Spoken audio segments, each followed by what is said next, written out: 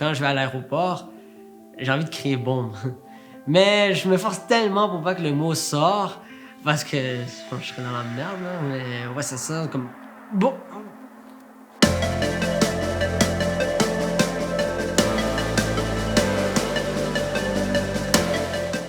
Quels sont tes tics et à quel âge ont commencé? Pour moi, personnellement, ils ont commencé à l'âge de 7-8 ans. C'est quand même la moyenne pour les enfants à développer leurs premiers symptômes. J'ai des tics moteurs, dont mes yeux, mon cou, mon bras, mon nez, mordre mes lèvres, secouer ma tête et même aussi sonore, dont des bruits qui sortent de ma bouche et même des mots, des insultes, des lettres, spécialement des voyelles en fait. J'ai resté coincé pendant 1 an sur la lettre A et ça peut être parfois dur de sortir le mot avant de parler. Et j'ai même coincé sur un mot d'une chanson. This. Ouais. L'écolalie aussi, ça existe, c'est de répéter les mots des autres. Donc, des fois, c'est comme si je me moque de toi, mais en vérité, non. Ou pendant un film aussi, je répète tout ce que l'acteur dit. Puis lorsque j'écoute un film avec ma blonde, ben, je la fais sursauter des fois. Mais les tics sont aussi intelligents parce que ils connaissent tes contextes et peuvent vraiment te mettre dans des situations malaisantes. Comme quand je vais à l'aéroport, j'ai envie de crier bombe.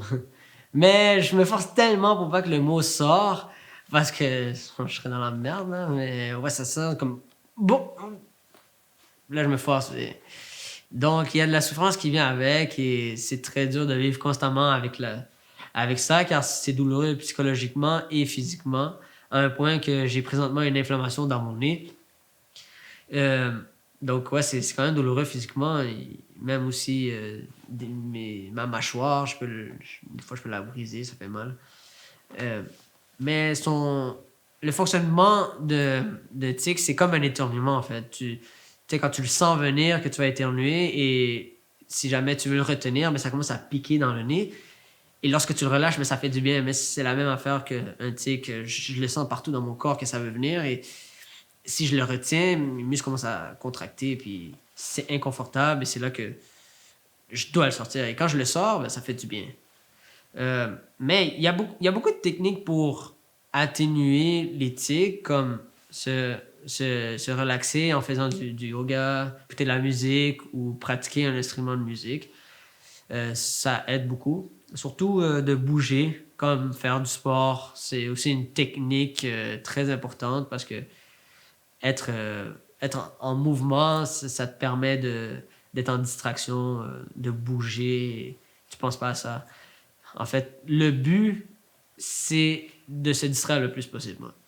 Comment tu te sens quand tu as des tics en public?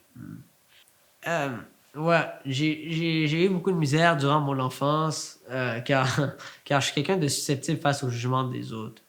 Mais il fallait que je finisse par m'adapter à la société. C'était facile pour moi d'être inconfortable en public car les réactions faciales et verbaux pouvaient facilement m'intimider.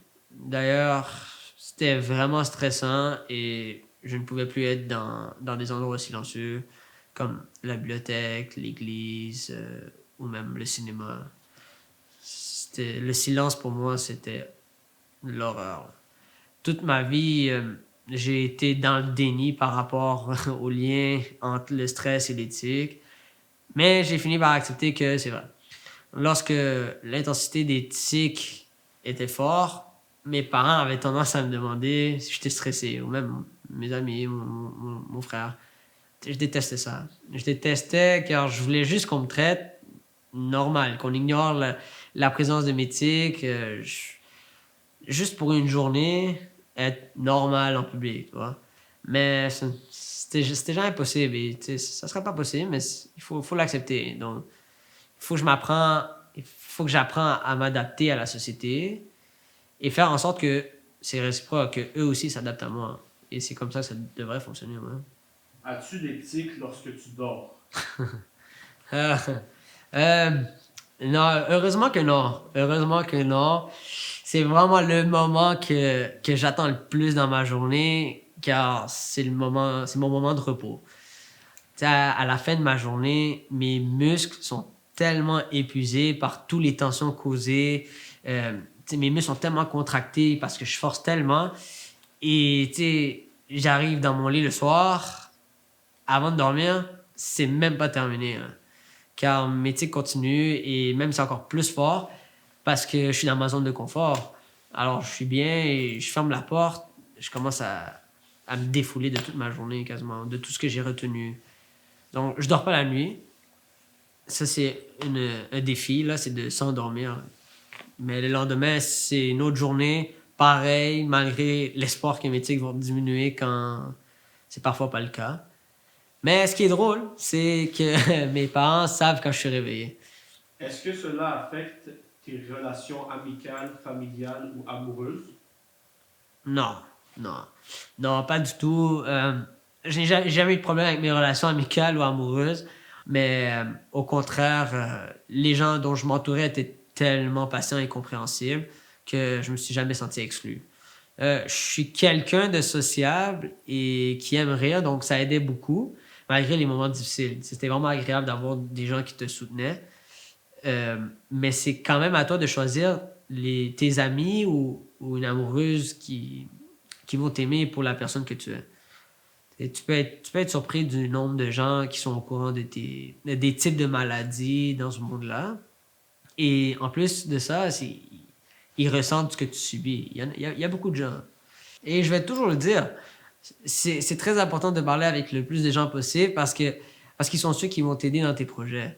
Comme, par exemple, moi, personnellement, j'ai toujours voulu être conférencier ou parler devant un public et même mes amis voyaient la qualité que j'avais. Mais le problème, c'est juste que je savais pas par où commencer. Et parfois, ça peut juste être une simple discussion avec quelqu'un euh, que tu finis par être inspiré. Et c'est comme ça que j'ai décidé d'écrire un livre sur ma vie qui débute dès la naissance à aujourd'hui, dans le but d'aider toutes les victimes directes et indirectes. Un livre qui va permettre de comprendre ce qu'est le syndrome de Gilles de la Tourette et d'informer le plus possible la société afin de diminuer l'intimidation. Parce que je trouve que c'est pas normal que la personne qui se réveille le matin et il a même pas envie de sortir de chez lui, pas parce qu'il est paresseux, non, parce que il a peur d'affronter la société. Mais bref, l'importance du livre, c'est d'offrir des techniques aux parents et aux enfants qui subissent ce syndrome. Parce que oui, j'ai parlé avec des parents qui savaient pas quoi faire si jamais ça l'arrive. Que dirais-tu à toi, plus jeune, si tu avais les connaissances et les expériences d'aujourd'hui? Hmm, ouais. Moi, je lui dirais d'être patient avec ce syndrome parce que le plus tu vieillis, le plus que tu auras un contrôle sur tes tics et de donner la chance aux autres de comprendre ce que tu subis. C'est très important. Enfin, c'est bien à savoir que la vie nous réserve de très belles choses. Good? On est good? Ouais. Et je devais tellement retenir mes tics, hein?